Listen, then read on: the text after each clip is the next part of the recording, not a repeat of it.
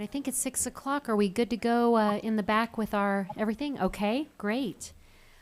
Welcome, everyone. Before we start the meeting, we will have a prayer led by Councilman Hensley, followed by the Pledge of Allegiance. Lord, teach us to be generous. Teach us to serve others as they require, to give of ourselves and not to count the cost, to fight and not to heed the wounds, to toil and not to seek for rest, to labor and not to ask for reward, except to know that we are applying our best judgment and efforts to the betterment of our community. And we pray for our neighbors who work to secure and protect our public safety, who put themselves between danger and the rest of us day and night. We are grateful for them and for all that they do to keep us safe. And for all of the unspoken intentions of those assembled here, we say, Amen. Amen. Pledge allegiance to the flag of the United States of America and to the republic for which it stands, one nation under God, indivisible, with liberty and justice for all. Welcome, everyone. I will now call to order the Monday, November 7th, 2022 City Council meeting. You can also join us virtually or by phone, and that information is on the agenda located on our website, jeffersoncitymo.gov. Mrs. Donaldson, roll call, please. Deacon, Here. Fitzwater, Present. Hensley, Present. Kimna, Here. Lester, Here. Schreiber, Present. Spencer, Here. Spicer, Present. Ward, Here. Wiseman. Present. Item 3, I'll entertain a motion for adoption of our agenda. Second. Any further discussion? All in favor say aye. Aye. Any opposed? Motion passes. And before we go through the agenda, I'd like to recognize that we do have a scout with us tonight in the audience, and you're welcome to come forward and let us know your name and maybe what badge you're working on and what school you're from, and we are glad to have you here tonight. Welcome. I'm CJ Ledgerwood, and I'm here with Troop 10 from Grace Episcopal Church. And I go to Capital City High School, and I'm here working on my communications merit badge. Wonderful. Well, we're glad to have you here tonight. Thank you for being here. Thank you. Sure. Item 4, miscellaneous agenda items, and we are happy tonight to have with us and introduce one of our community partners. We have Casey DeBoer from SSM Health Regional President for the Mid-Missouri area, and welcome, Casey. We're glad to have you. Thank you, Mayor. Thank you for the invitation to come before the council. I'm Casey DeBoer, Regional President for SSM for Mid-Missouri. I've been in your fine community for about 3 months. We've bought a house and we're getting settled. You know, with SSM's recommitment to Mid-Missouri and to Jefferson City, I've come into the organization to help improve healthcare in the community, grow SSM St. Mary's, and to improve the healthcare that we have for everybody. So we are a true partner with the community. The success of the community ties to the success of the hospital and vice versa. So just pleased to be here, and if you ever have any concerns about healthcare, glad to visit with any of you, and hope we can partner on things going forward. So thank you, Mayor. You're welcome, Casey. Any and questions we're at this point? glad to have you here. Would council like to know any questions? I do. What is your favorite place so far that you and your wife have had here in Jefferson City? What are some of your favorites? Like to eat? Sure, anything. Well, Domenico's. Cards, I think. Well, to buy. Let's see. I'm going to get myself in trouble with that one. I did buy a car, Rusty Drewing, and we do like to go to Domenico's and Air's Pizza, and we've been all over town. My wife's comment, other than this is a very beautiful community, is there sure are a lot of places to eat here. So Perfect. that's not been good for us, but it's been good for the community's economy. So That is a good thing. We're glad to have you here. Thank you. And a car is good, but he's thinking cards like Hallmark cards. But we can show that. I'll get right on that. Yes, I know that you will. But we've realized especially how important our healthcare partners are in Jefferson City, especially after going through the pandemic, just how important it is to have that really cohesive bond with all of our local healthcare facilities and management. And so we're glad that you took the time to come here. I know one of the first things that you did was reach out to me as the mayor with Janet Werinlow, who's here this evening, reaching out as well to make sure that we had that introduction. And we really thought it was important that you also get a chance to know our city council members too, and that they get a chance to know you firsthand and meet you, and that way as we work together and they see you out and about in the community, because that's one thing I was very impressed with when I met you, is your level of engagement in the community already when you had just gotten here, that you've really hit the ground running. Well, thank you. And COVID isn't over, unfortunately, and we're now all dealing with the flu that's coming and RSV, which is spiking dramatically in our state. And you put those three things together, and it could be a long fall for all of us in healthcare, and we're going to all have to continue to partner together to take care of this community. So. Well, we appreciate that reminder, and I know that SSM is definitely a good community partner. You engage in a lot of our local events, and you're very present and there for that, so we appreciate that. In fact, you had Dr. Lenora Adams from SSM was here for a lunch and learn just a couple of weeks ago, educating our city staff on wellness overall, and just keeping that top of mind is very important. So we appreciate you being in Jefferson City, and thank you for taking the time to come here this evening. And we want to welcome you with a photo. So if you'll come forward, we'll get a picture. I know Janet will come forward for that as well. So welcome, and we'll have a chance for you to meet our council members. So you can just come right here. That'll be perfect.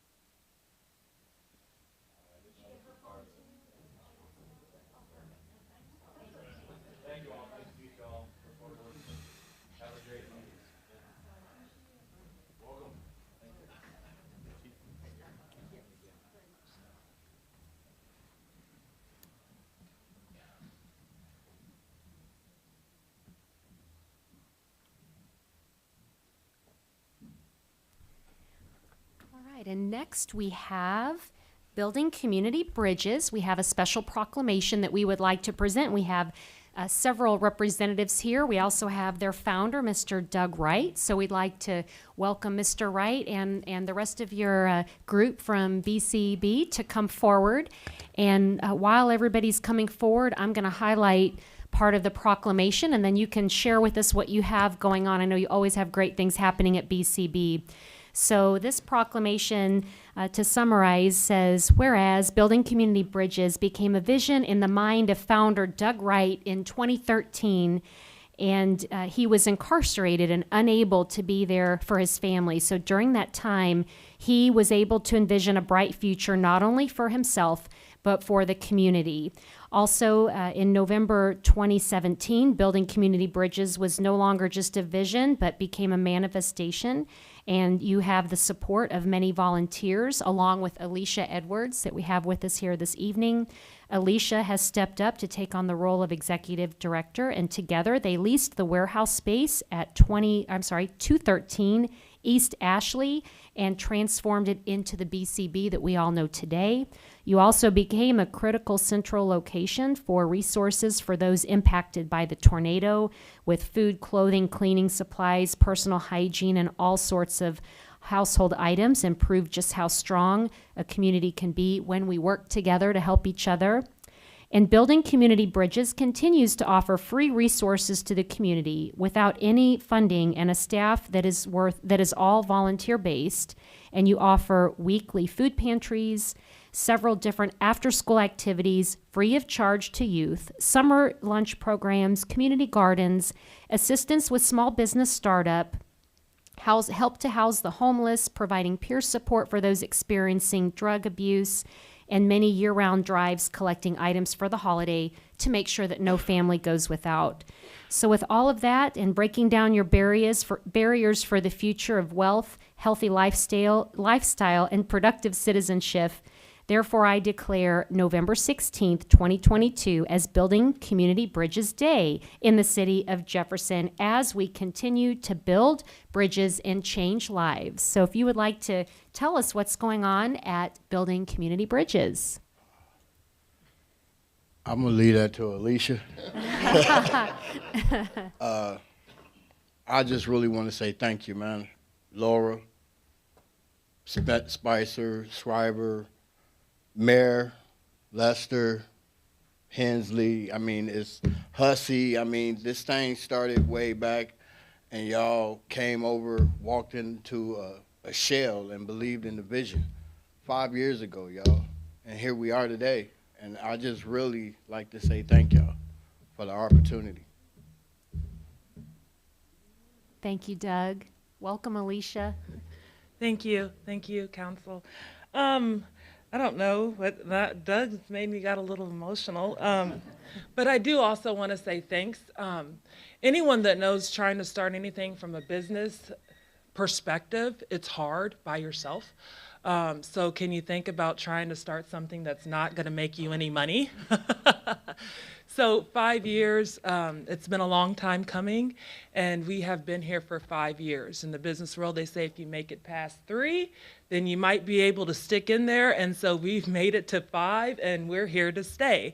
And so thank you, City of Jefferson and the City Council, for acknowledging us and making BCB an official BCB Day. And with that, I would like to invite you all to celebrate with us next week, Thursday, November the 17th, from 6 to 8 at the American Legion, and we're going to be having a 5-year anniversary banquet. So if you would like to purchase tickets for that, you can reach out to me by email, and if you don't have my email, you could contact me by Facebook or the BCB Facebook page as well. We also have our Thanksgiving drive going on till the 20th of November. We're taking in turkeys, hams, which are hard to find, but I know that Hy-Vee has a buy one, get one free ham and turkey. So if you guys shop over there, we'd appreciate ham and turkeys. It's going on till the 20th, and then we'll start Christmas toy drive right after that. So all your donations are welcomed. We do this for the community that needs it, and I couldn't be happier to serve Jefferson City community with building community bridges for 5 years and more years to come. Thank you. Thank you. We're very happy to have you all here. If you don't already know Alicia, she also serves on the city's Parks and Rec Commission, so we appreciate your work on that as well. And I don't know if the others here would like to introduce themselves, or if you'd like to introduce your group here this evening, and we appreciate all of you being here tonight. I'm president of the BCB board, and it's been a real privilege to be involved with such inspirational people. And I've often said that, having been involved with nonprofits my whole adult life, that to see one that makes such a difference and gets things done, there's just really no such thing as red tape to speak of at BCB.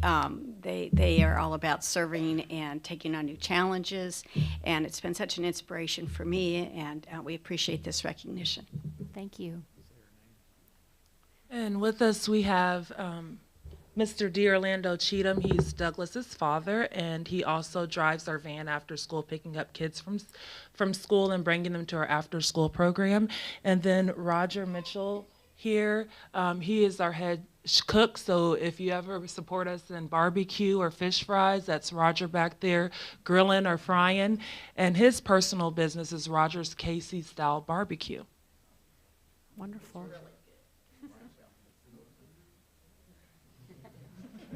Good evening, everyone. Good evening. As she said, I'm Douglas's father, and I also came here 22 years ago and learned and started a new life here in Missouri. The first 5 years was a little different, but everybody gave me another chance, and that's all I was asking for, and Missouri did it. Well, I pronounce it Mozara. Welcome. Well, we're glad to have you all here. And Jan, I don't remember if you introduced your name or not, but I think we all know you anyway. But welcome. So Jan Shoemaker as well. So thank you. And we have noted your event on Thursday, November 17th, celebrating 5 years. Does council have any questions or comments? All right. Well, with that, we'd like to invite you forward for a picture with your proclamation. Thank you.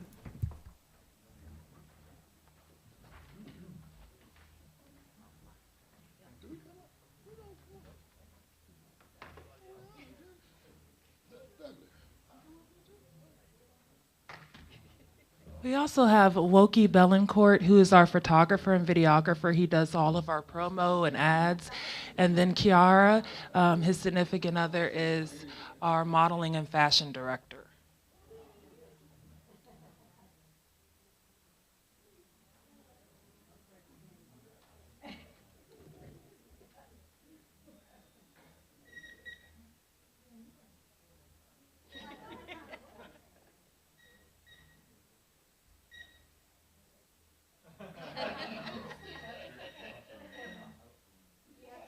I was gonna say, I'm kind of missing Eric. If I could get Eric over just a little bit.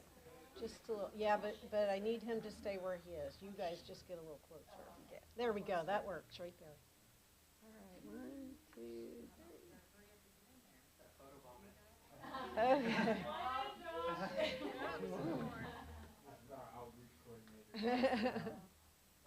Okay. Okay, but I need you in a little bit more if you can. Yeah, that's perfect. There we go. 1, 2, 3. Okay.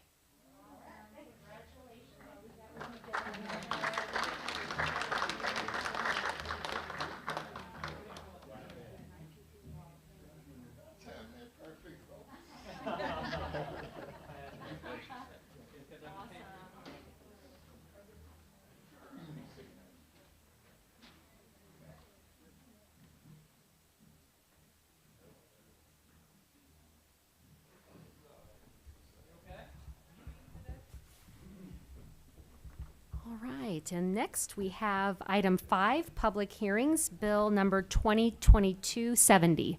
An ordinance of the City of Jefferson, Missouri, finding that the area described as the Capitol Avenue redevelopment area is a blighted area as defined in Chapter 353 of the Revised Statutes of Missouri as amended, and that the redevelopment of such area is necessary and in the public interest, approving a development plan for such area, approving the exercise of the power of eminent domain, and providing further authority. Mr. Molman? Thank you. This ordinance would approve a development plan for the Capitol Avenue redevelopment area. Approval of a development plan is a prerequisite to the exercise of eminent domain in a redevelopment area under Chapter 353 of the Missouri Revised Statutes. This development plan sets forth a plan of development, and very simply put, the plan for development is to acquire, assemble properties, and then to competitively bid using a RFP process seeking redevelopment proposals from the private sector.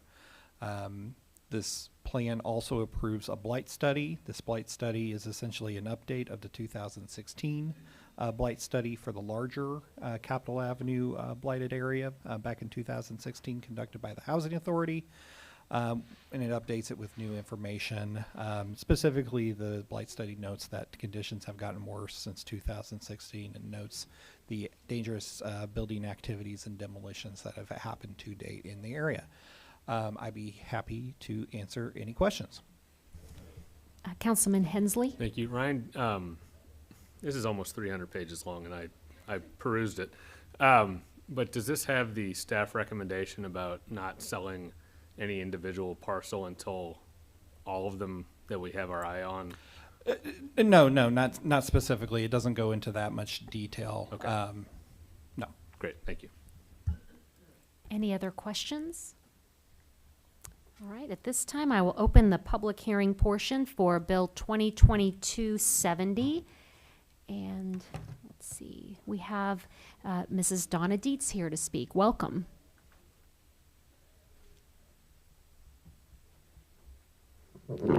Donna Dietz, 720 East High Street, Jefferson City, and I'm president of Historic City of Jefferson, as well as being the city's chairman for the Historic Preservation Commission. This is a great proposal. You know, we're here to support it in all fashions that we can. However, we do have a question about it, because as we understand it, 5 of the buildings that are on that list have already gone through the court process with the Housing Authority, so that the Housing Authority, subsequently the city, has those properties and can move on them before we have to do the eminent domain on the other 6. And we'd like to see if there's a way to amend this particular resolution or bill pending so that it can make those 5 houses available so that we don't have to wait the entire year that it may take to go through court to get the eminent domain on it. Those houses will be deteriorating over the next year. And if we can get those 5 going, it's a step in the right direction to get the entire block saved as much as we can. Thank you. Thank you, Mrs. Dietz. Councilman Hensley? Thank you, and that's what my question was getting at also. So is there such a limitation in here that we can't sell any of them until we have all of them?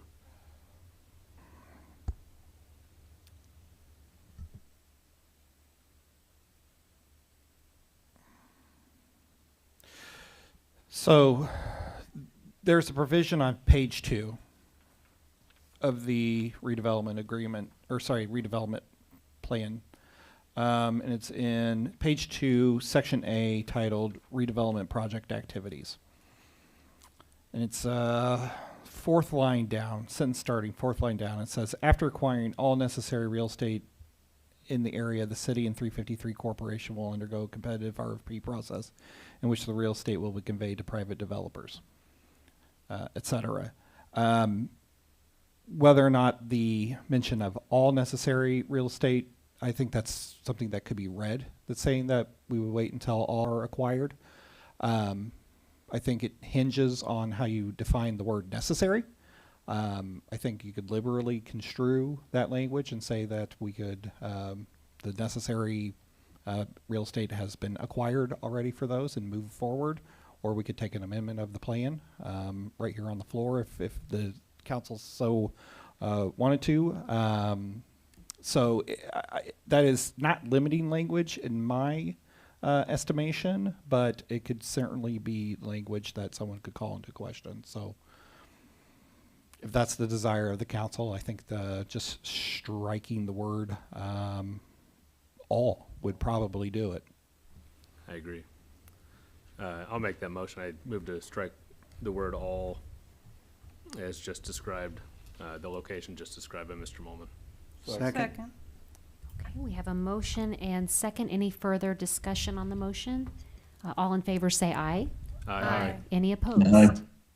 Okay, so we will take up 2020-270 as amended. We still are in the public hearing portion, and we have Mr. Eric Burkett. Welcome. Thank you very much. My name is Eric Burkett, proud graduate of Morrill Heights School, Simonson Junior High, Elias High School, and Lincoln University. So I've lived here my whole life.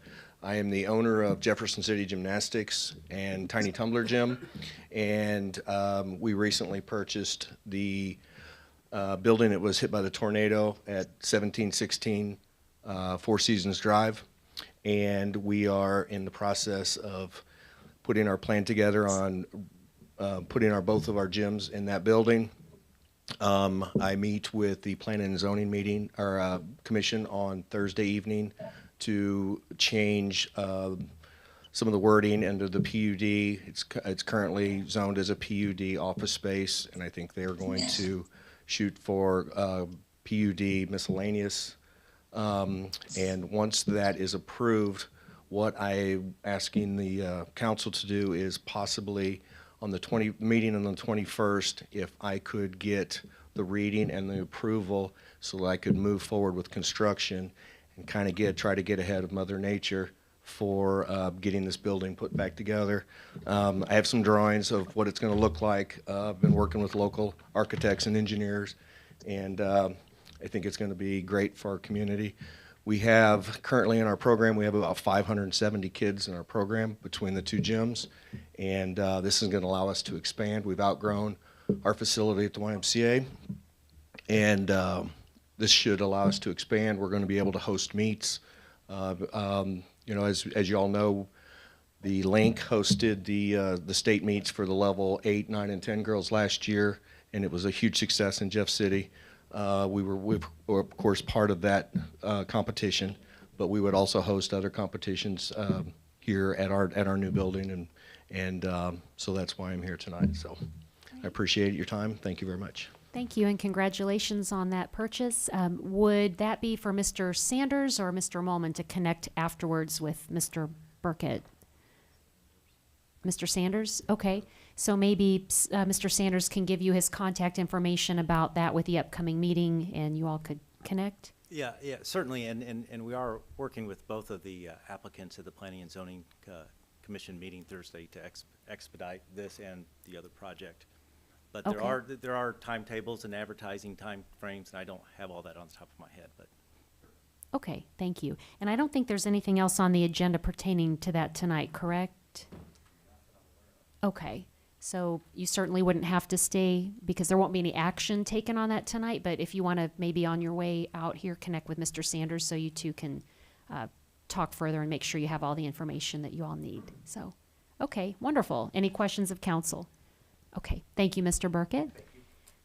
And on the public hearing for Bill 70, we have no one else signed up to speak on that bill, but is there anyone here that would like to speak on that in person or online? Okay, seeing none, we will close the public hearing portion for 2022-70 and take up the bill. Any council discussion or deliberation? Councilman Fitzwater?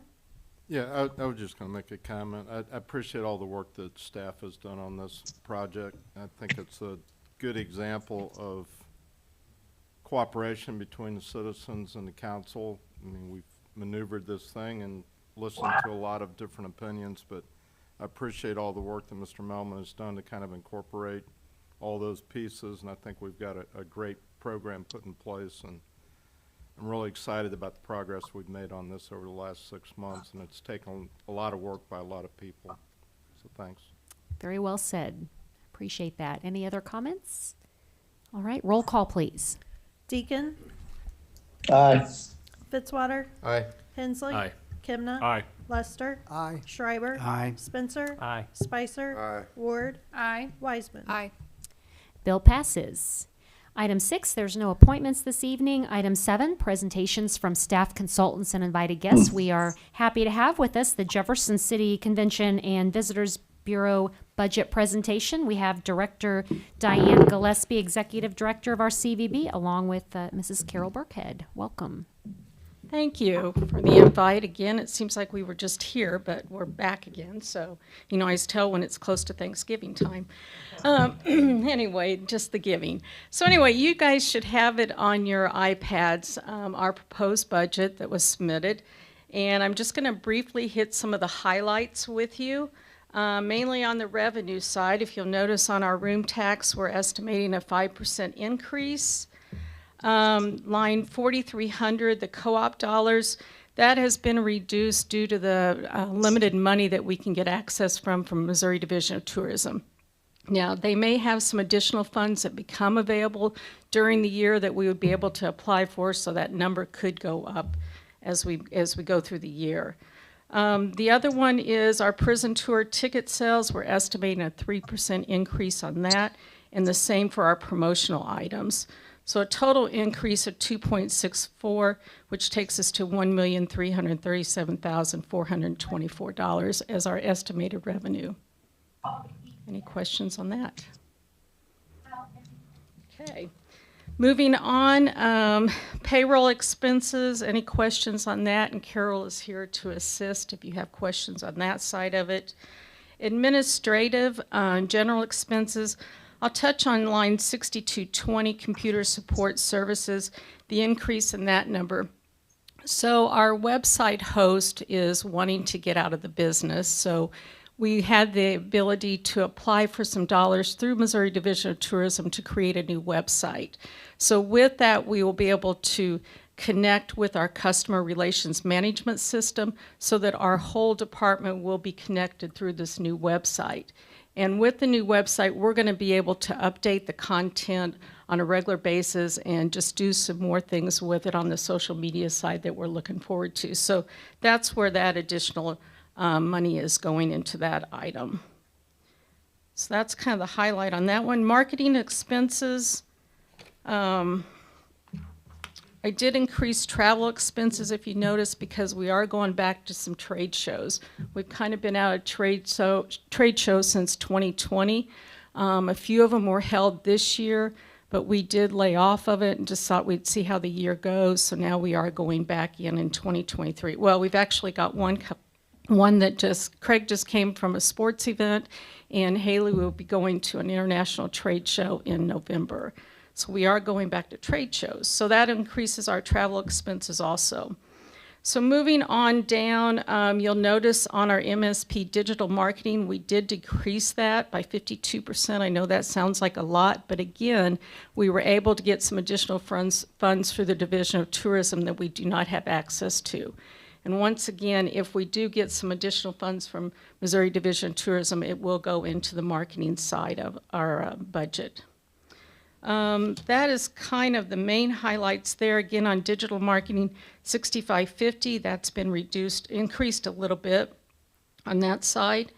And our total marketing budget is 58% of our overall budget. And we've always tried to keep that up there in that range, and we continue to do so. So I will answer any questions on our budget. Thank you, Mrs. Gillespie. Any questions? Councilman Fitzwater? Yeah, I just had a question on retirement benefits, and I know this was addressed by the Finance Committee, but I think the plan is at 3%, but there's only 4,000 in there. Is not everybody on the retirement program? I'll let Carol handle that one. Welcome. Hello, Carol Burkhead. I've been doing the book work for the CVB for a long time. I'm not going to tell you how long because that would just date me. In answer to that question, we have budgeted a 3% match for all of the employees that are full-time staff. So not everyone is a full-time staff, so they can't all participate. But we have budgeted a 3% for every one of the full-time staff. And then we just honestly don't have that many people who participate. So we have not exceeded that budget to this point. But we do have that 3% match built in. Okay. Okay. Thanks. Thank you. Any other questions? Councilwoman Ward?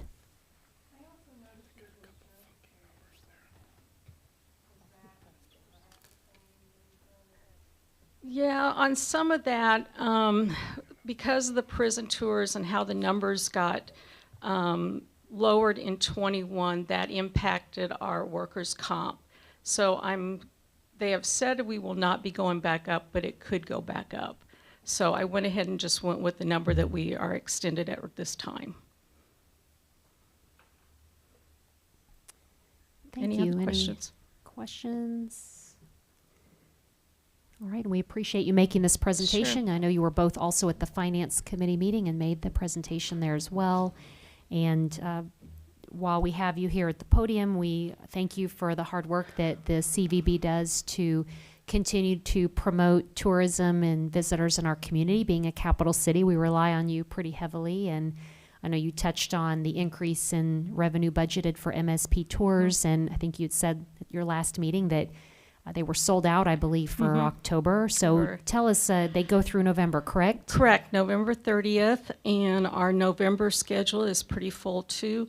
Our goal was to hit 30,000 for this year, and we think we're going to make it. So if I call you on November the 24th and tell you to be at MSP, I need you to walk through the door if I'm 50 people short, because I'm not going to be 50 people short. But after last weekend, we feel like we're going to make it. So I think we'll hit that 30,000, which in 18 we were at 33,000. So you know that's what we have to judge it on back in 18 because of 19 and the years. So we think we're back on pace. Well, that is impressive. I know that I mistakenly thought that was our second biggest tourist attraction, and you corrected me. I did correct you. That is our biggest tourist attraction here in the capital city. So that's really impressive, and you all have done a lot to put the revenues back into the redevelopment of the historic piece so that you can continue to see the revenue, and you keep track of the visitors, and they're from all over. They're from all over, yes they are. And we are hoping to go ahead and get the rest of Housing Unit 4 cleaned up this year. As you know, we got the roof on it, but floors 2, 3, and 4 still need to be cleaned, and we're hoping that we'll be able to make that happen between December and March before we open back up, so we can have full access to that building. That's great. And you've Yeah. received a lot of additional television show coverage and people recording some very interesting things there in the Yes. prison that they're broadcasting on. I see, I try to follow your, all of that that's going on as well. Yeah, So, so we've had some good entertainment happening over there, so yes. well, that's And good. you know, ghosts do come out during the daytime, so people think that the ghosts are only there in the evenings, but anyway. Well, you didn't have to tell me that, I but know. that's okay. Just I would share.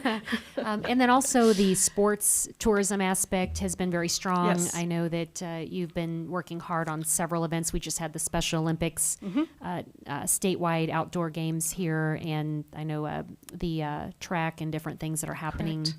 Yes. Economic impact numbers from January through the end of October is over $8 million. Last year, I think we finished the year at $6 million, so we're hoping to hit that $9 million by the time the year ends. The gentleman in front of us mentioned the gymnastics. That was a great event that we brought into Jefferson City last March. They are planning to return, so with the addition to his facility, it gives us some opportunity to host some more gymnastic events for our community. So that'd be great, a nice little asset coming into our city. Great. And there's a few new events you're working on. Is it too soon to even really elaborate yet? Yeah, we don't have the contract signed yet, so I hate you're to. working it. We're working on it. Yeah, Okay, we're good. working on it, but we just got to wait for that contract to get signed. Well, keep working Yes, that. we will. And I know over the weekend I just happened to be at a hotel and watched an entire football team from Kansas come in that was playing at Lincoln, and Yes. watching I didn't realize how many people are on a football team and all the Yeah. support that goes with that. Yeah. They just kept coming in the door. Yeah. But it's great to see that they come and visit. And then I've also talked to some hockey families that have been coming and going, and you name it, the amount of sports tourism that we see in Jefferson City and being central and having the facilities, but also having the CVB to attract and Yes. promote that. Yeah. You know, we did lose the cross-country event that was hosted by the Missouri's High School Activities Association when Columbia built their new site. But we counted, we did a call around on Friday, and we had over 10 schools staying overnight with us here in Jefferson City. Because if you look at the location of that facility, we're pretty close to it because it's kind of in the middle between Columbia and Jefferson City. So we were excited to know that we were able to host some of those schools here. Even though we didn't host the meet, we still got some room nights out of them. That's great, and I Yeah. saw them firsthand Yeah, as well. they were In there addition too. to the football player, it was impressive to see that all the. Kind of a crazy weekend, but Yes. that's good. We like it that way. We like that. Let's keep that up. Any other council questions or discussion for Diane or Carol? Okay, well, we appreciate that, and I believe we typically do a motion to approve this budget, correct? Okay. All right, we have a motion. Is there a second? Okay, any further discussion? All in favor say aye. Aye. Any opposed? Motion passes. Thank you very much. Have a good evening. You too, thank you. Item 8, council and mayor announcements, and you can find this on jeffersoncitymo.gov, our meeting calendar. We'll go through our 4 committees, starting with administration. Yes, our next meeting is December 7th across the hall at 7:30 a.m. Thank you, and finance. No update. I'll just wish everyone a happy new fiscal year. All right, Thank you. and thank you, Councilman Hensley, and public safety. No announcements at this time, Madam Mayor. Okay, and public works. Public Works will meet this Thursday, November the 10th at 7:30. And then I think we've also got the special work session set for the 14th. Mr. Marash recommended that rather than doing the parking study at this meeting on the 10th, to do it with the full council. So that's the reason for that special meeting. Okay, and I We've believe got- that's been verified, correct, for the 14th? Great. So we've got a number of items on our agenda for the 10th. All right, thank you, Councilman Fitzwater, and that's a good reminder about 1 week from tonight. We'll be back here on the 14th at 5:30 for the work session on parking. I have a few announcements. I wanted to mention that we had a few things that have passed since our last council meeting was the grand opening of the Columbia Regional Airport Terminal. That was on October 19th, and it's very impressive if you have not had a chance to see that yet. It is very well done and very comfortable and has all the amenities that you would expect, and how great it is to have that so close to Jefferson City. So very excited for that opening. And on October 24th was the honor flight, so we're always glad to welcome them. I believe that was the last one of this year. On October 22nd was the annual 9/11 Memorial Stair Climb. They did that in October this year. It was at the Jefferson Building. We did have our fire department there with the large flag that they put the American flag there on the fire truck to welcome everyone. And we had 2 of our Jefferson City firefighters who participated and did the entire climb in their full gear.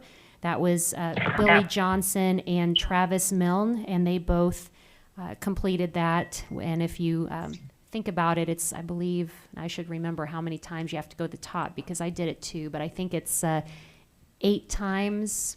No, that's not right. 9, thank you, and you can go up and down, so each one will count, or you can take the elevator and just do all up or down, however. But imagine going to the top of the Jefferson Building 9 times in your full gear. So that was very impressive. And Chief Schofield, please thank them for their service and for such a great cause and for doing that. And then also on October 30th, the Jefferson City Police Department hosted their annual Haunted Precinct, and they had people dressed up, and they had candy and books from Scholastic, and they had a lot of kids and families come through for a couple of hours at the police department, and it was great to have McGruff, the crime dog, there as well. So Chief Wilde, we appreciate the police department opening that up for the kids and families to come through again. Thank you. Also, last week was Operation Bugle Boy. I was out of town and unable to attend, but I know that is always a very big event honoring our veterans. Speaking of veterans, this Friday is Veterans Day, so we have a few events going on in the capital city on Friday. One of them is Friday at, I believe, at 9:30. There will be Jefferson City Veterans Council will be dedicating a Blue Star Memorial marker on November 11th at 9:30 a.m. And then also at 11 a.m., I'll be bringing a welcome at the Veterans Day ceremony for the Veterans Council, and that's at the American Legion at 11. And then the Elks also has some meals for veterans from 11 to 2 and 4 to 7. And I will be presenting a proclamation for DAR at 2 p.m. on Veterans Day at Primrose Retirement Community. And those are just a few. I know there's several more things happening on Friday for Veterans Day, so I'd encourage everyone to take a moment to honor veterans and take that day to show their appreciation for our local veterans.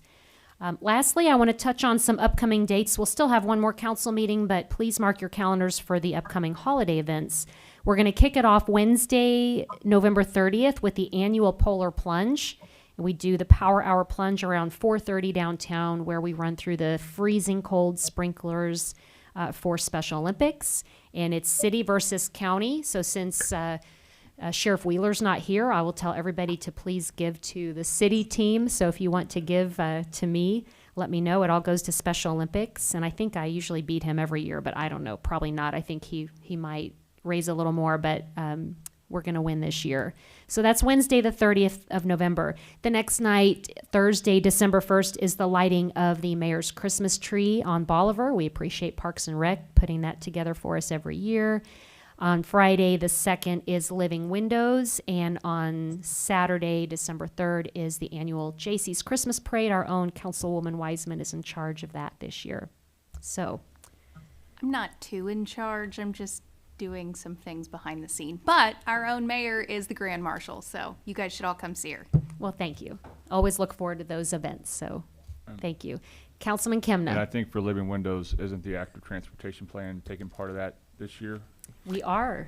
Yes, so come by and take the survey while you're waiting in line to get a cookie with Is it Central Bank. with Central I mean, Bank? Yes. So on your way in the line, stop and you'll get to. I think we're going to have a stationary bike. David Bangy's going to be riding it. You may not know this yet, but anyway, you've been nominated to because it's active transportation. So we want to showcase that. And I don't know. Do you know anything more about it at this time? Not a ton, but that it is being planned. There will be a community bike ride that leaves City Hall at 6 o'clock. This is not exactly this is the night before to go to the mayor's tree lighting. So there'll be a public meeting that takes place from 4:30 until 6 here at City Hall, and then a community bike ride up to watch the tree get lit. And then, of course, the next evening at Living Windows, we will have some maps and displays and opportunities for people to comment, and we will be at Central Bank. And I think there's some other details that'll be forthcoming, but hopefully that'll give us the opportunity to reach out to a number of people who might be attending that event and tie those things together. So. Very exciting. Thanks for bringing that up. So I guess I get to ride my bike to the tree lighting this year. Correct. Wow. If you so choose. Yeah, well, of course. I'll join or invite everybody to join me doing that. So those are, Councilman Kemna. Councilman Spencer. Was you finished? I didn't want to Yes, interrupt. I'm finished. Oh, yeah. okay. I just wanted to quickly give a quick update on our organizational review committee. We are getting close to submitting the final draft of an RFP, and I just want to thank city staff for their help in developing that, and also our citizens committee that have participated in that. Is a lot of hard work, but we just got a great group of folks that bring a lot of different skill sets to that, and also Councilman Lester and Councilman Deacon, who's been attending every one of those meetings. So we look forward to getting that RFP out soon. Of course, with the time of year where we have now with holidays and stuff, that might push that back into the first quarter of the new year. So, but again, appreciate everybody's patience and appreciate all the city staff's input and involvement in that. Thank you. Thank you for taking the lead on that, Councilman Spencer. And we have Mr. Sonny Sanders to give some announcements. Thank you, Madam Mayor. My talking points for the active transportation plan are all kind of shredded up here, so I appreciate the extra PR. A detailed email was sent out to the council as members of the elected body over several of the units of government, the MPO and the city, detailing all the activities going on as the consultants come back and visit us on December 1st and 2nd. The stakeholder meeting will be in the steering committee meeting will be in the afternoon. I would encourage you all to attend if you can. That's when the consultants are going to come back and kind of give a update on what they heard when they were here last. But we will make a bigger announcement on the 21st about all these activities, but they are in your inbox. Another announcement is regarding the recent housing conference we had here in town. Thursday at noon here in the City Council chambers, there will be a community stakeholder meeting, housing centric. I believe the participants are going to be taking a look at our housing needs assessment we did and take a look at the priorities that were suggested in that and kind of hammer through how to proceed from there. So I encourage everybody to attend. Thank you. Thank you, Mr. Sanders. And Mr. Bangy has some transit announcements. Yes, there'll be two public meetings regarding the proposed fare increase for transit. The first one of those public meetings will be held on Wednesday, November the 9th, from 4:30 to 6:30 in the Boone Bancroft Room here at City Hall. The second one of those meetings will be held the following Thursday, November the 17th, from 9 a.m. to 11 a.m., again in the Boone Bancroft Room here at City Hall. Thank you. Any other announcements? I'll use this time to remind everyone that tomorrow is Election Day, so please vote tomorrow. All right, item 9, Lincoln University Student Representative Update. We would like to invite Octavia to give your announcements. Good evening, Mayor Turgeon. Good evening, councilmen, and good evening, guests. There has been a lot of great things happening at Lincoln University, and we are very excited about our upcoming events. First, I would like to give a brief recap of Trunk or Treat. Trunk or Treat was held on Saturday, October 29th to celebrate Halloween, and over 500 people attended. Lincoln University would like to thank the Boys and Girls Club of America, the Jefferson City Fire Department, and the Jefferson City Police Department, as well as other community organizations who helped make this event a success. We would like to invite everyone to the first home basketball game on November 14th. The game will begin at 7 p.m. against William Woods University. On Friday, November 11th at 7 p.m., there will be Battle of the Bands between the Lincoln University Marching Musical Storm and the Simmons College Marching Falcons. Tickets are $10 and the doors open at 6:30 p.m. Lincoln's annual United Way campaign is underway now through November 30th. You can support 29 agencies and programs that provide essential services in our community by making your pledge today. If you have any questions, please contact Mike Downey at downeym@lincolnu.edu. The Lincoln University campus will be closed to commemorate Veterans Day on Friday, November 11th, 2022. On November 15th, there will be a ribbon cutting to celebrate Lincoln's newest School of Nursing location and simulation lab from 11 a.m. to 1 p.m. at St. Robert Campus, 194 East Lawn Avenue Street, Robert, Missouri. On November 17th, the Ball Brothers will be at Lincoln University Richardson Fine Arts Center from 7 p.m. to 9 p.m. for their Christmas tour. This concert is free admission. Lincoln University will be closed for Thanksgiving break from November 21st through the 25th. And lastly, the Lincoln University Missouri River Regional Library Lecture Series invites you to attend the upcoming event, LU Poetry Workshop Live Series. This public reading will feature students taught by Elijah Burrell, poet and associate professor of English. This event will take place at the Missouri River Regional Library on Wednesday, November 29th at 6:30 p.m. Thank you, and this concludes the announcements for Lincoln University. Thank you for those announcements. Does anyone have any questions? All right, thank you. Item 10, presentations from the gallery on specific bills. We have Mr. Frank Reisick for Resolution 2022-33. Welcome.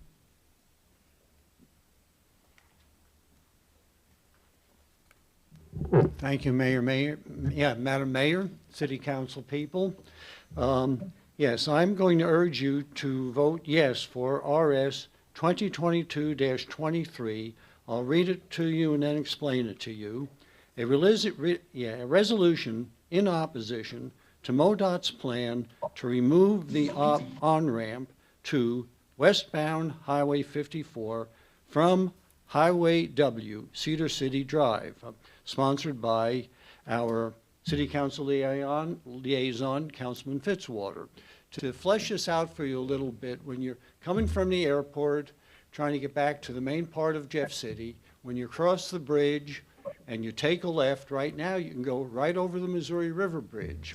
If MoDOT has their way, you're going to have to turn right and go the wrong way a distance, and it'll be a delay before you get back there. The City of Jefferson Airport Advisory Committee, which I chair at the moment, had a meeting a couple of weeks ago, and all of the voices expressed were in opposition to this MoDOT plan. One of the things it would delay organ transplants getting to hospitals if you have to turn right in order to go left. I appreciate Councilman Fitzwater for sponsoring this bill, and I urge you to vote yes. Thank you. Any questions for Mr. Reisick? Okay, thank you. Is there anyone else here to speak? I don't have anyone else signed up. Okay. Item 11, consent agenda. Is there a motion to approve? Councilman Lester has a change that I think Chief Weldy has noted. Do you want to mention? Yeah, I could just point out real quick that this is the staff report that approves the acceptance of the body-worn camera grant from the Department of Justice. And in paragraph 5, there is a offset that the city needs to pay for, and we put in there that would come from the quarter-cent public safety tax, when in reality that would come from sales tax G gleaning. Okay, so we would entertain a motion for item 11, consent agenda, with that noted change. So moved. Second. Any further discussion? All in favor say aye. Aye. Aye. Any opposed? Motion passes. Item 12, bills introduced, 2022-72. An ordinance of the City of Jefferson, Missouri establishing election dates in the City of Jefferson, Missouri for the 2023 general municipal election. Mr. Molman. Thank you. This bill would establish the applicable dates for the April general municipal election. This year, the general municipal election is on April 4th. Candidate filing opens on December 6th, and candidate filing closes on December 27th. I'd be happy to answer any questions. Any questions? All right, and 2022-73. An ordinance of the City of Jefferson, Missouri authorizing the mayor and city clerk to execute a municipal agreement with the Missouri Highways and Transportation Commission. Mr. Bangy? Yes, this would be a temporary construction easement that MoDOT would need to reconstruct the approach to Heisinger Road to construct a ADA compliant crosswalk across that street. I'd be happy to answer any questions. Any questions? Thank you. 2022-75. 74. Ooh, 74, sorry. An ordinance of the City of Jefferson, Missouri approving a PUD plan amendment for property located at 2216 Stonehill Road. Mr. Sanders? Thank you, Madam Mayor. This is a basic PUD plan amendment. The property is there off Stonehill Road, right there above Weathered Rock Road. It's in PUD. To the east of there is actually across the street residential going into more single-family residential. Over to the west, it's really undeveloped at that point, and to the north is you're getting to a little bit commercial activity. It's not really shown on the map there. A little bit zoomed in, here's the property. It's currently a daycare, and it has a PUD plan. The property owners used to also have a coffee shop, and they used to be at another location prior to being relocated due to development of another building. They moved into this building. The situation with the pandemic hit. They closed their coffee shop, and they're trying to reestablish their coffee shop in a marketplace as part of their daycare. The PUD plan process, since it's changing the uses, is required to come to ultimately the City Council through the Planning and Zoning Commission. Basically, what this would do is this would allow C1 uses, which include a coffee shop and a marketplace, to be placed inside of this building, which houses a daycare. The units would be separated by a floor-to-ceiling with doors, so if you were coming into the coffee shop, which they also say would be ideal for patrons of the daycare during the weekday, and probably more appropriate for people visiting on the weekends and evenings for just general public use. So they would be separated but in the same building. This came out of the Planning and Zoning Commission with the recommendation for approval. I'd be glad to answer any questions. Thank you. Any questions? All right, and 2022-75. An ordinance of the City of Jefferson, Missouri amending the 2021-2022 budget of the City of Jefferson, Missouri by supplementally appropriating additional funds within the general fund. Mrs. Perry? Yes, Madam Mayor, this would be a supplemental appropriation for fiscal year 22 for $482,888 within the general fund. It would be for a variety of expenses such as special litigation, LCRA reimbursements. We've had increases in commodity prices, so there has been excess spending in vehicle and equipment parts as well as gas for public works. And this would also include a transit subsidy for gas and parts. I'd be happy to answer any questions. Any questions? Councilman Fitzwater? Well, I've got a general question. I guess it relates to all three of these, so I don't know if you want me to ask it now or Sure. ask it. I went through the finance packet, and there was a document in there kind of talking about where the anticipation is for the general fund at the end of the fiscal year. That document does not take into account these proposed changes, or does take into account these proposed changes? So the document that would have been in the most recent Finance Committee packet would not have taken these changes into account. They wouldn't show up on that particular document until they were approved by council. And speaking in terms of all three of the supplementals, based on the figures that would come from the general fund, this would be use of the fund balance for $1,806,223. That would put the estimated ending fund balance in FY22 at 12.72%, and then feeding that over to FY23 because the adopted budget was a higher figure in 23 and the percentage is based on the adopted budget. That would drop the anticipated ending fund balance in 23 to 11.51%. And then just as a follow-up to that, I know we're just first week in November, but will there at some point be additional dollars going back into the general fund after you finalize the books for fiscal year 22? So at this point, what we're bringing to council for supplemental appropriations does not cover everything that we anticipate will have over expenditures. So we will be using or anticipate using a portion of the unexpended FY22 funds to help offset some of the over expenditures, but there is a possibility that we could have additional funds that roll into the fund balance once all of that's finalized. Because we underestimated on sales tax, which we've been very fortunate that we've collected more than what we anticipated, so there's additional revenue. There's also additional expenses. Is that? That is true in the case of sales tax. If you look at the revenue model that's included in the Finance Committee packet, you will see that there are some revenue areas. While sales tax has come in above budgeted revenue, there are other revenues that have come in under budgeted projections. Okay, thank you. Thank you. Councilman Spencer? Kind of tag off what Councilman Fitzwater was asking. So within the documentation that was in the packet, the figure was requesting from general fund for these expenditures was 1.6, roughly about $1.6 million. Correct. If we could maybe go through the other two, and then I could come back to that question. One of the dollar amounts has been modified since the Finance Committee packet. Okay, so I'm that's happy why to I'm bring coming- that up now or when we get there, but Okay, yeah, I guess that's why I was wondering why there was a difference between what I came up with from the general fund balance. There's about $106,000 difference. so when this was presented to Finance Committee, we worked with the figures that we had at the time for the self-funded health insurance as well as the workers' comp fund. The workers' comp fund figures on November 1st came in for final figures, and the shortage, instead of $300,000 as had been presented to Finance Committee, is now $450,000 in the workers' comp fund.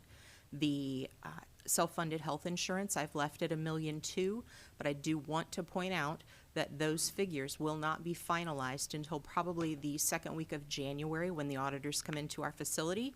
So we could be coming back for additional funds on top of the $1.2 million for the self-funded health insurance, depending on what the claims are that present themselves between now and then. That would have been through October 31st.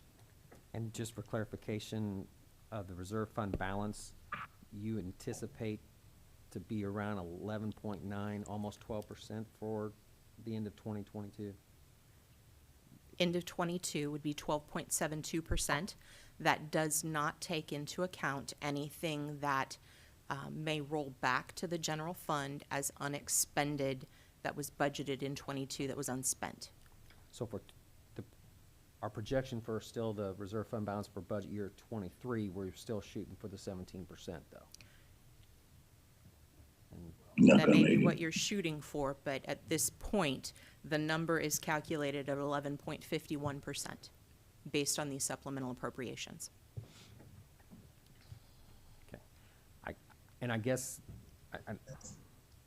this is another recall for, and I thought I had several head nods in support of this during our budget discussions, that I think it's important that we would still work on trying to get a snapshot for our council meetings of our financials. And we intend to do that as we get into the new fiscal year and start the,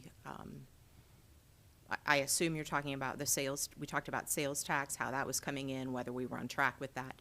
Yes. Right, for all the different sales taxes, you know. Correct. Yeah. Okay, just as long as we're still pushing towards that. Thank you. All right, any other questions? All right, 2022-76. An ordinance of the City of Jefferson, Missouri amending the 2021-2022 budget of the City of Jefferson, Missouri by supplementally appropriating additional funds within the General Fund, Parks Fund, Parking Fund, Wastewater Fund, and the Self-Funded Health Insurance Fund. Mrs. Perry? So this would be a supplemental appropriation that relates to self-funded health insurance claims. As I stated earlier, currently the supplemental is for $1.2 million.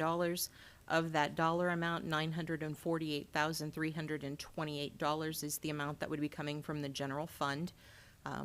Because these figures will not be finalized until probably the beginning of the calendar year, these are not definitive at this point. This is an estimation. I'd be happy to answer any questions. Any questions? And 2022-77. An ordinance of the City of Jefferson, Missouri amending the 2021-2022 budget of the City of Jefferson, Missouri by supplementally appropriating additional funds within the General Fund, Parks Fund, Parking Fund, Wastewater Fund, and the Workers' Compensation Fund. Mrs. Perry?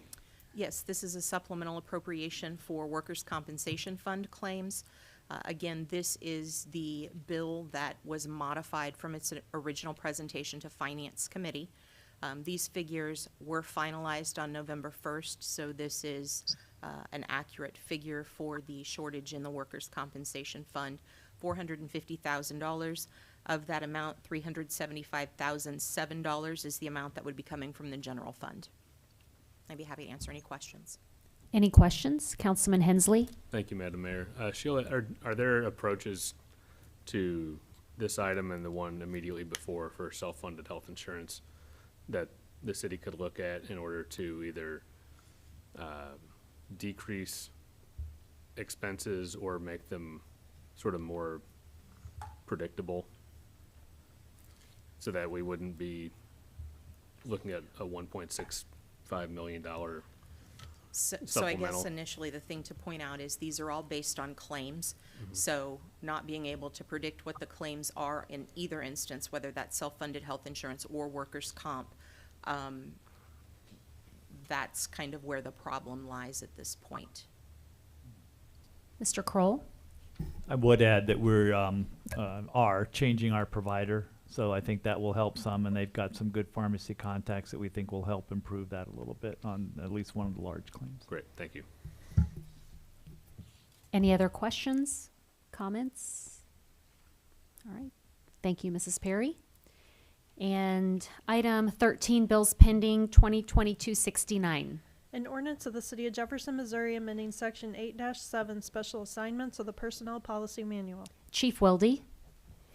Thank you, Madam Mayor. This bill would, going back 2016, there was an ordinance approved that added 4% to an exempt employee's salary that was assigned as the SWAT commander. This new bill would rescind that and take that 4% back off the books so that it could be addressed through contract negotiations. Thank you. Any questions or deliberation? Roll call, please. Fitzwater. Aye. Hensley. Aye. Kimna. Aye. Lester. Aye. Schreiber. Aye. Spencer. Aye. Spicer. Ward. Aye. Wiseman. Aye. Deacon. Aye. Bill passes. Item B, we've taken up number 70. Item 14, nothing on the informal. Item 15, resolutions 2022-33. A resolution in opposition to MoDOT's plan to remove the on-ramp to westbound Highway 54 from Highway W, Cedar City Drive, as part of the overall project to add an additional lane in each direction to Highway 54-63 between the Missouri River Bridge and Highway 63. Mr. Bangy? Yes, MoDOT has been working on this project to improve traffic conditions between the Missouri River and Highway 63. And as part of that, as the resolution states, they are intending to increase the north and southbound lanes by 1 lane each. And so there'd be 3 north or eastbound and 3 westbound. In order to get the westbound lanes in, it would require the removal of the ramp from Highway W. And so their preferred plan, it does show that option. They have discussed other options, and there appear to be other solutions. Some of them have difficulties of their own, but just from the standpoint of access into Jefferson City from the airport and the North Jefferson City the Public Works and Planning Committee reviewed this and expressed their opposition to the removal of that ramp. I'd be happy to answer any questions. Any questions for Mr. Bangy? Councilman Spencer? There was a stakeholders meeting at Capital City Bluffs last week, and I broached the question of them leaving the ramp and not totally vacating it, just strictly for emergency access. I think there's some good thought there. Again, you know, sometimes when we get dispatch information, they're doing the best they can with that dispatch information, but sometimes it's on the completely opposite bridge of where we were dispatched to. And I shouldn't say we anymore because I'm not a part of the fire departments, but I just can't help it as a force of habit. You know, if part of this resolution would be that, you know, that we could add that in there, that we would really like to see if it is vacated, that it would be not completely vacated with the exception for emergency use. So just a little suggestion there. Thank you. Councilman Fitzwater? Yeah, I don't think that we can go with if it's not. I think we've got to work, and of all the meetings that I've been in, there's not been any support for doing that other than MoDOT and trying to save dollars, which I understand, but in the long scheme of things, this is a multi-decade project, and they're talking over $3 or $4 million. Other than the airport, there were businesses out by the airport that, I mean, that is a huge, it's going to be a huge private sector cost if we eliminate that ramp because of it's 2 loops that you'll have to make to get back into the city. And I'd like to be in the vehicle the first time the governor makes that ride and goes east on 54, makes 2 loops to come back to the Capitol complex. So I appreciate Mr. Reisig being here. This is a huge issue. It's not just a small issue. That stakeholder group that Councilman Spencer talked about, I would encourage council to support this, but in addition to supporting it, to vehemently fight what they're proposing. And I know Campos spent a lot of time working on that. That was a priority project, but until we saw what the final designs were, I mean, this is going to be devastating for that side of the river and getting people back to the city of Jefferson, and I think we need to be heard on this issue. Thank you, Councilman Fitzwater. Councilman Spencer? Yeah, and they seem to want to just try to do a short-term fix for really a long-term problem because, you know, they said that really the life expectancy of the bridge is only another 30 years. And to do that whole project correctly, it's going to take significant amount of dollars. So there doesn't seem to be any firm commitment from MoDOT as far as, you know, if that's a use it or lose it proposition, as far as those current dollars that are in those unmet need category, if you will. So I wholeheartedly agree with you, Councilman Fitzwater. I hope we can put a pretty strong signal of our opposition as a community, not just as a council, but as the community that we oppose this project. So thank you. Thank you, Councilman Spencer. And I would wholeheartedly agree with all of your comments this evening. Anything else? Any further discussion? Roll call, please. We have a motion to. Oh, I'm sorry. Is there a motion first? So moved. Second. And any further discussion? Roll call, please. Hensley? Aye. Kimna? Aye. Lester? Aye. Schreiber? Aye. Spencer? Aye. Spicer? Ward? Aye. Wiseman? Aye. Deacon? Aye. Fitzwater? Aye. Resolution passes with our unanimous opposition to that plan. Resolution 2234.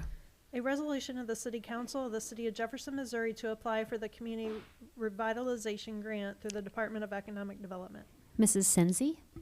Yes, the purpose of this resolution is to request council support for an application to the Department of Economic Development for their ARPA program, the Community Revitalization Grant Program. One of the eligible uses is to demolish vacant structures that especially are attached to a redevelopment activity. And we felt that MSP was the perfect example of that. We are proposing that we demo Housing Unit 5 Saddle Tree Factory, the corridor, and potentially parts of the wall. That includes asbestos abatement for about 1.6 million.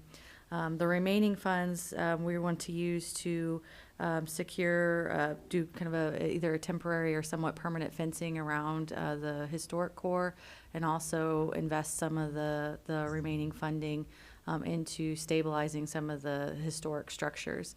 Our total ask is going to be 3.75 million. It's a 50-50 match, but we want to utilize some of the funds that we're already investing into the site for that match, so we're leveraging funding that's already there. I'd be happy to answer any questions. Thank you. Any questions? Councilman Fitzwater? I was just going to compliment Ms. Senzi for her work on this project. As we all know, the MSP site is a huge asset potentially for this city, and unfortunately costs have gone out of sight. And I think her work in trying to help us find dollars is going to make that project more feasible. So I commend you for your work on it.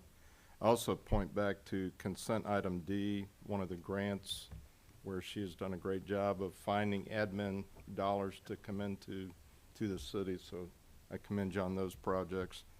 But these two, and same comment for the next one, I won't make them again, but I think it's critical that in this time that we find additional dollars, and these are significant dollars, and I think they'll go a long way for the city if we can win the award. Absolutely. Thank you for those comments. Any other comments, questions, or a motion to approve? Move to approve. Any further discussion? Roll call, please. Kimna, Aye. Lester, Aye. Schreiber, Aye. Spencer, Aye. Spicer, Ward, Aye. Wiseman, Aye. Deacon, Aye. Fitzwater, Aye. Hensley. Aye. Resolution passes. Resolution 2022-35. A resolution of the City Council of the City of Jefferson, Missouri to apply for the local tourism asset development grant through the Department of Economic Development. Mrs. Senzi? Yes, kind of the same suite of programs. So the Department of Economic Development for their use of their ARPA funds. This one is specifically for local tourism asset. It's supposed to impact industries that were negatively impacted by the COVID-19 pandemic. Our hotel year is one of the struggles that we've been having with getting a developer's agreement is the financing package that they're having to undergo. Their costs have went up. Construction costs specifically for Jefferson City have went up 34% from comparing from right before the pandemic to now. So we are applying on their behalf for $2.5 million to help finance that gap that the developer is experiencing.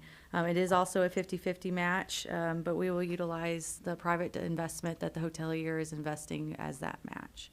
I would be happy to answer any questions. Thank you, Mrs. Senzi. Any questions? Councilman Spencer? So just for clarification, there's no tax dollars from our local tax dollars going in to supplement his proposal, I guess. You mean like local sales tax Right, dollars? in- No, so no. I mean, sales tax dollars in the sense that we all pay taxes to the federal government and it trickles Yeah, but- down, but not local. Okay, thank you. Any other? Okay, we have a motion to approve. Second. Any further discussion or questions? Seeing none, roll call, please. Lester, Aye. Schreiber, Spencer, Aye. Spicer, Ward, Aye. Wiseman, Aye. Deacon, Aye. Fitzwater, Aye. Hensley, Aye. Kimna. Aye. Resolution passes. Item 16, presentations from the gallery on other topics. We don't have anyone signed up this evening, but is there anyone that we missed that would like to speak? All right, we'll go on then to item 17, any council and staff discussion of presentation topics. Item 18, any new business? Councilman Spencer? I just have a couple items. In light of some of the appropriations that we were asked to make tonight, and with the recent article as far as staffing and benefits and those kinds of things that was in the Sunday paper, where are we at as far as open positions within the city? And I guess my lead into that is I just have a concern if we fill some of those upper positions as far as transportation director position that is open, that until our organizational review committee really has the ability to flesh out and finish its work, and until some of that documentation comes back to the council, I'm just really cautious of adding any additional staff other than our public safety positions, whether that's fire department or police or 911 dispatch. So I guess what I would be asking is we strongly consider a hiring freeze at this time until some of that documentation comes back.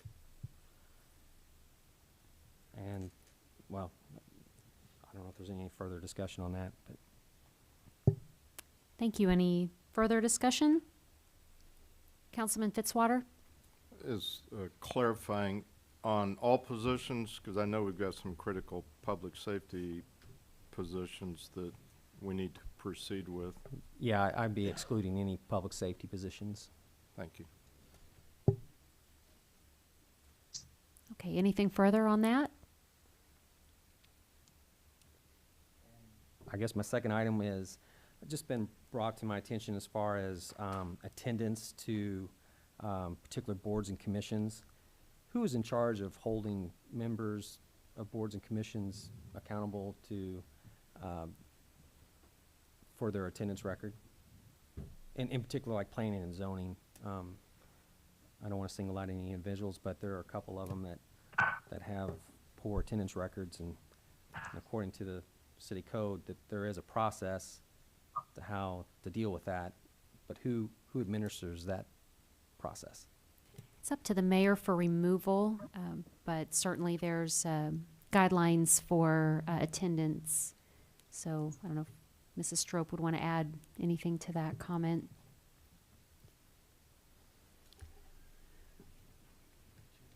I guess it's kind of up to the staff liaisons and maybe council liaisons to bring any concerns forward with any of the boards or commissions with attendance.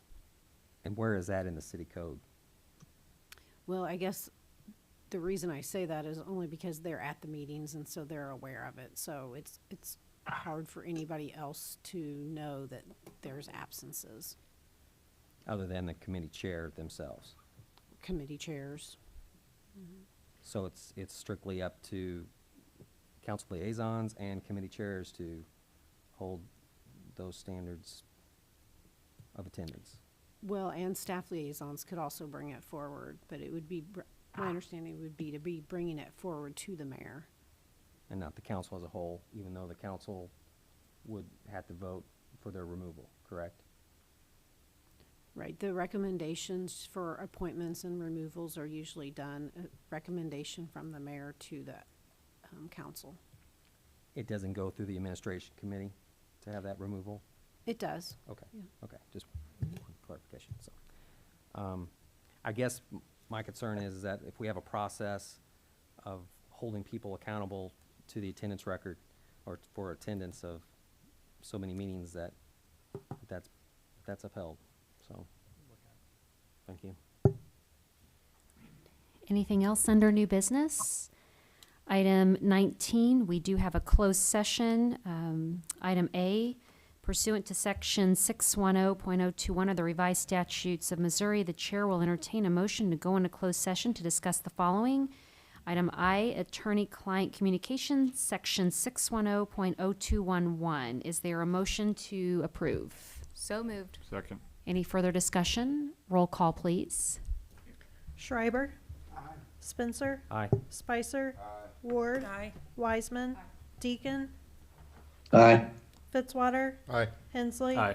Kimna. Aye. Lester. Aye. Motion passes, so we will go into closed session here in this room in 2 minutes here. So thank you everyone for being with us tonight. And online, thank you. And we'll, Am I gonna be Mr. locked out? Deacon, can you, Mr.